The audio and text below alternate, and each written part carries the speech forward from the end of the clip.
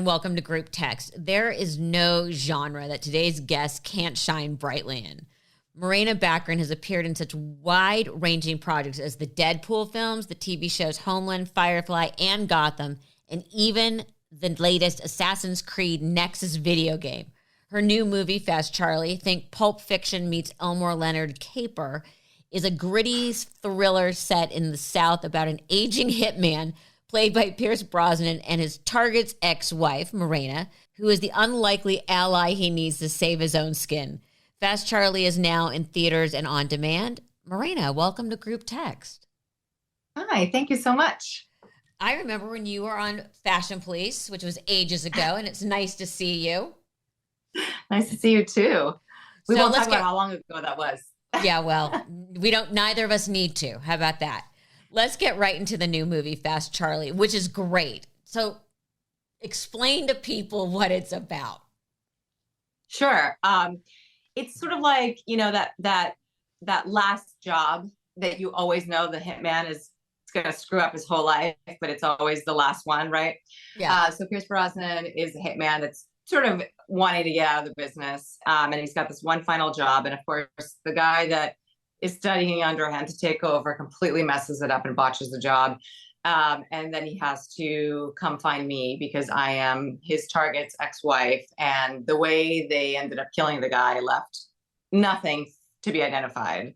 And the only thing that's left is a butt tattoo. And so I'm the only one who knows about it. And I have to identify the body in order for him to check it off the list and say, see, I did the job I was supposed to do. Now I can get out. And of course, it all goes wrong. And we end up going on the run together. And I play Marcy, who is a taxidermist who just wants nothing else than to just be left alone at this point in her life. Okay, well, there's a lot to unpack that you just said. So you're Marcy, and your relationship basically with one wrong guy inadvertently gets her mixed up with what appears to be another wrong guy.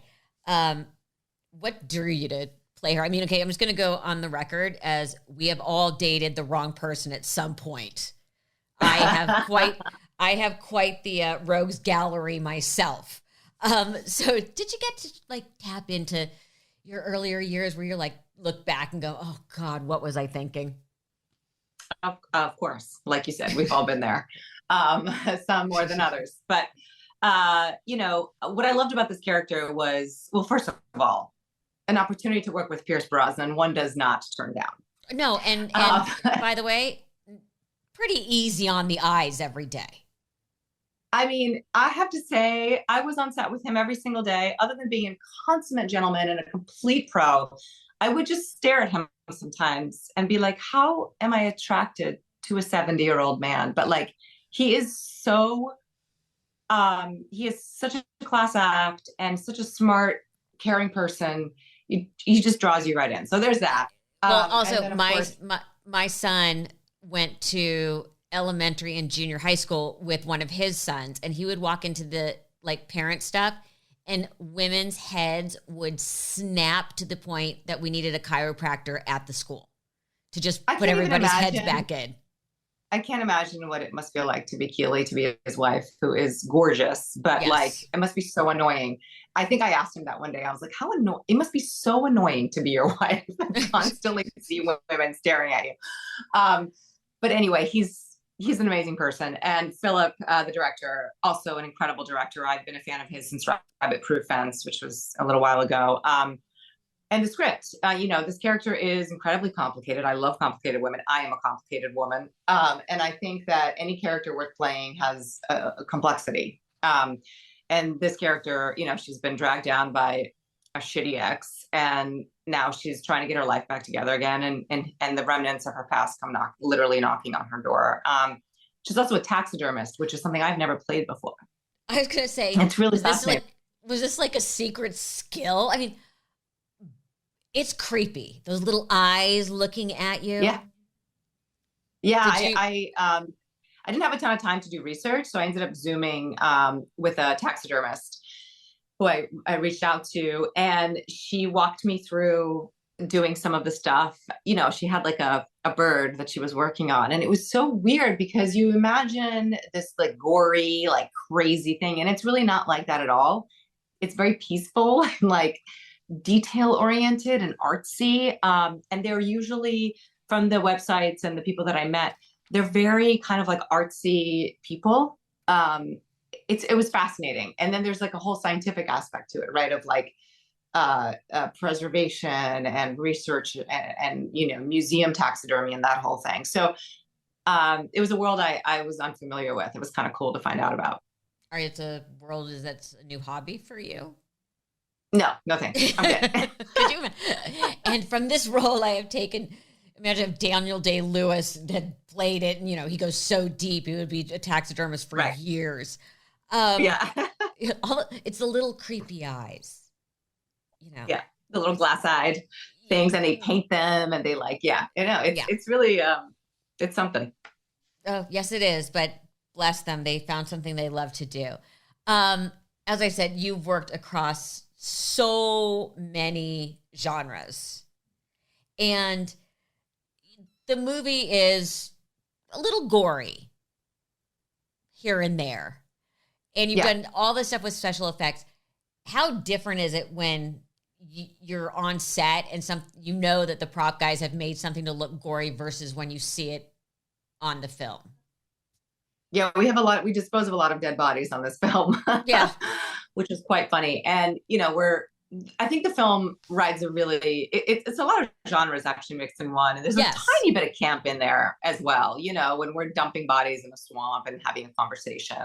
And I'm, at one point, I think we're both in, like these rubber overalls, because that's what taxidermists use a lot of the time. And like, suddenly, like I'm in a rubber overall dumping a body in a swamp. And so it just happens that my profession lends itself to cleaning up dead bodies. We had a scene in particular where Pierce and I we were like on my deck taping up the dead body of a guy that came to like, antagonize me. And I ended up putting a beak of one of the taxidermy birds I was working on through his eye. So they had to create this like eye thing where like the bird was just sticking out of his face. It was so creepy, but so cool, at the same time. And then we had to like wrap him up in like a body bag and tape him up while we're doing the scene. And I'm like, Are you okay in there? Like I'm actually taping up a person that is alive inside a bag while I'm spewing this monologue about travel and life and whatever. It's just it's very bizarre sometimes what we do. Well, it's so funny, though, because you have such a different perspective of it when you're on set versus when you see it, especially like with special effects and stuff. My son was, by the age of like 7, was so immune to all of that because he'd been on the other side of it. I mean, he was the only kid I knew that at age 7 would be able to watch the first 10 minutes of a Law and Order and tell you if the person was going to be convicted or acquitted. Right. You know what I mean? And people would say, doesn't this stuff scare you? He's like, no.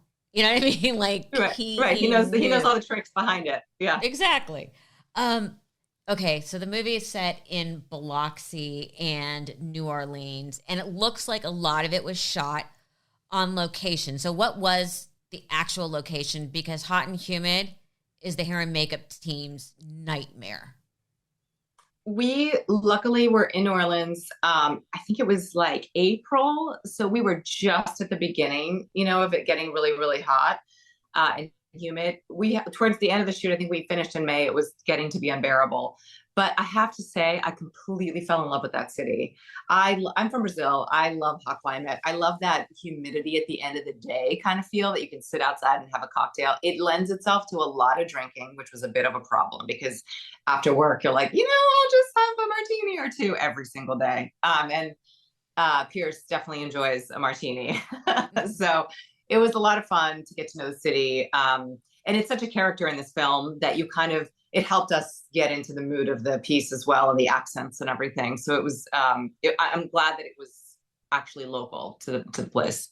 Yeah, well, we can tell that you don't have frizzy hair because otherwise you would have been sobbing hysterically. I do. Oh, that's why we have it back. We have it pulled back for most of the film. It was like, how do we find? I think I had like a chemical straightening happen like right before it. Like, we did things to help for sure. Because that's a nightmare. It's a nightmare. It can be a total nightmare. But it was also a character that didn't really care about her looks that much, it was kind of great. This is the least amount of makeup I think I've ever worn for a film. We didn't put any concealer on. I had virtually no foundation on. It was just like eyeliner and like a clear lash thing, and put my hair back, and a gazillion tattoos, so that took forever, but it was a really low maintenance makeup wise. And that was perfect, because in that humidity, there's no way you can maintain like a perfect look. I'm just going to say I've adored you since you were on Fashion Police, and you have now made me really dislike you. I can be in a movie with no concealer. You know what? End of the interview. See ya. But she's supposed to look like that. I know, but when you look like you, I don't leave the house without at least concealer under my eyes. Okay, you have to be. You know what? It taught me about confidence. To be honest with you, like it. We've been accustomed to this like thing where women have to look a certain way, and I know in my day-to-day life, I've been very blessed with good skin. I absolutely own that. That's my mom. I have nothing to do with that. And my mom too. Right. I mean, we're very lucky that way. But I think also it's like for yourself, really important to kind of shed some of that stuff and say, you know what, who cares? I look like a person who's tired. That's okay. I'm tired. I have 3 children. I was up till 11 and I'm up at 6. Like, it's just life. And we've put these unfair expectations on women to like be perfect all the time. Yeah. Anyway. You're like, whatever. Yeah. And here's my therapist number. Could you just say it like that to him so he can keep repeating that to me? So this was James Caan's final film. What was it like working with him? And I'm sure you realize how lucky you were to have that experience, because he was brilliant. Yeah, he was. He's incredible. I was very nervous meeting him. It was one of my first days on set, actually. And he looked fragile. He was in a wheelchair, and his skin was like translucent almost, and you can, as the day went on, you could see how exhausted he was getting. So we definitely knew we were dealing with someone's potential final project or almost final project. But it was an incredible thing to watch him and Pierce in a scene together and be sitting at that table with them. His character suffers from dementia. And to be honest with you, I still don't know if he was in character or actually struggling with the same thing at times. He would flub lines, or maybe he was improvising on purpose. Like, we'll never know. But it really worked, and it was a pleasure to watch. So we got to talk about Firefly and the spinoff Serenity. Rabid fan base. Rabid. Yeah. Can you believe that? Yeah, till this day. Yeah, crazy. Do you still have people who freak out when they see you from that? Constantly. It's so weird to me. And because they see it and watch it over and over again, they come up with specifics from episodes and things. And I'm like, I shot that 20 years ago. Like, I don't remember. It's crazy. And I am humbled and shocked by it every time. And it's now getting to be generations. And so people will be with their kids and they're like, this is my daughter, Inara. I named her after your character. Besides, me pointing out that they've named their child after a space horror. I am very flattered by it. When I get over the, I'm flattered. But it's incredible. That's the power of cult, I guess, cult television and culture. You mentioned you were born in Rio, and your mom is an actress and your father is a journalist. It wasn't surprising in 2019 that you wrote an opinion piece for Newsweek detailing the humanitarian crisis in Venezuela. Were people surprised at how eloquent you were? To be honest, I didn't get a ton of blowback on that. I do get more about just in general, like having the stance that I have towards immigration and posting about it, which I don't read my comments anyway, because I find that, if you don't care what I'm talking about, just ignore it. I didn't get any blowback, and I didn't get any like snarky comments about it. And if I had, I would either ignore or just fight back, because I think it's BS. People can be a lot of things at the same time. I agree, because people are always shocked that I'm smart. Right.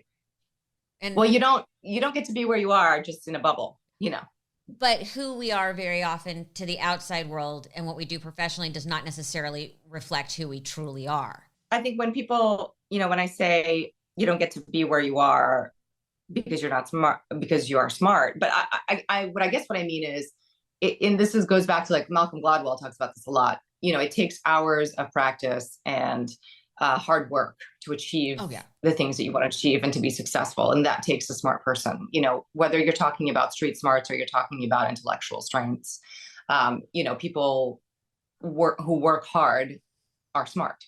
Yes. But I always find that amazing. And again, it goes back to, I think in a lot of ways, undervaluing women in the entertainment industry. Mm-hmm. That's a very big problem. Yeah. And not understanding that we're smart. I love how much attention a woman gets when she writes and directs a film, but a man just wrote and directed a film. A female, like Barbie, let's talk about Barbie. Greta Gerwig is an incredibly smart, successful woman, but and she's been in this industry for a very long time. Why is it surprising that she can make a hit film? You know what I mean? When a man makes a hit film, they just have a hit film, but she has a female-driven hit film. You know what I mean? And I think it's really interesting how we are having this sort of like moment where we think that we're changing Hollywood and changing the industry. I actually think we're just really pointing out how things actually are. I don't know that they're actually going to change. I agree with you 100%. So you have 3 kids, 2 boys and a girl. Mm-hmm. Which is more challenging, being a boy mom or a girl mom? See, I'm a boy mom, so I don't know what it was like to be a girl mom, but the idea of being a girl mom terrifies me.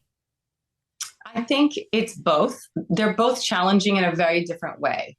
My boys are physically demanding, and when they get upset, only I can solve their problems, or like comfort them rather. With my girl, she's so smart and so emotionally advanced that I can't pull out the same old stuff. She really requires, I call it being an emotional ninja, because she's just like me. She doesn't want to be vulnerable, but when she finds herself vulnerable, she wants help, but she doesn't want to ask for it, and she doesn't want to take the help. So it creates a very complicated dynamic, and you have to kind of like, figure it out together. So I would say being a girl mom is much more emotionally challenging, whereas being a boy mom is more physically challenging. How old are your boys? The oldest is 10 and the youngest is 2, and she's 7. So she's right in the middle. Yeah. The 10-year-old, get ready. The smell fairy is going to start arriving fairly soon. We were talking about that this morning. Oh, the smell fairy, as I like to call it. We were talking, well, not the smell fairy, but we're talking, I was like, pretty soon you're not going to be able to get away with not bathing for 3 days. Just saying. Yeah. And your daughter's going to rule the roost. I'm sure she's already bossy with her brothers. Pretty much. Yeah. Yeah. But I understand because boys are very physically demanding, and my son's an athlete. So it was really physically demanding. They also, what I've found, just a little knowledge from having been a boy mom for 22 years, boys get grumpy and cranky and don't talk, where a girl you'll know is upset because she'll hurl herself across the bed and sob hysterically when the teenage years come. The boys get very much like, fine. Right. They're not fine. Just bury it. Yeah, just, and also the man cave starts coming out. Yeah. Yeah. So you met your husband, Ben, while you're both working on Gotham. Being a 2-actor family in a relationship can be heaven or hell. Sometimes both. Which is it, and how do you correct either? It's actually both, truly. A lot of therapy together to figure out how to talk to each other about it, truly. I believe we're in the best possible version of what it could be. I've been in relationships where it hasn't worked. We have this rule where we have to allow the other person to do whatever they want professionally that feeds them, because they will be a better parent and a better partner. And so obviously within reason and within the constraints of our family and what's going to work. Fast Charlie, this movie is an example of that. I had to be in New Orleans for 4 weeks or something shooting. And at the time, the baby was 1. So it was really, really challenging. The kids were in school. They couldn't come with me. They came to visit a few times. And for a moment there, Ben was like, no, like we can't make this work, and it's not like this is a huge studio movie. It's not even for a great paycheck. Like, yeah, and I was like, well, this is a role I really want to play. And so then we had to work it out and figure out how to make it work. And it did. And it was really hard. But it's not, and he would say this too, it's not the same for him, right? It's not the same conversation. He literally can go anywhere and do anything at any point, because if I'm home, everything's okay. Now, if we're both working, obviously he's more limited, but he's also had this amazing, he has an amazing perspective on work in general. And he's been able, he wrote a book this last year, and he's been able to do other things than just act, because I think he's much more of like, he's a smart guy. He's an alpha male. He's not going to sit around and, being an actor sometimes can feel very, it can infantilize you as a grown ass man, and he has other aspirations. And so it's been really amazing to support each other in like different realms. And let me tell you, being the wife of an author is actually harder than being the wife of an actor.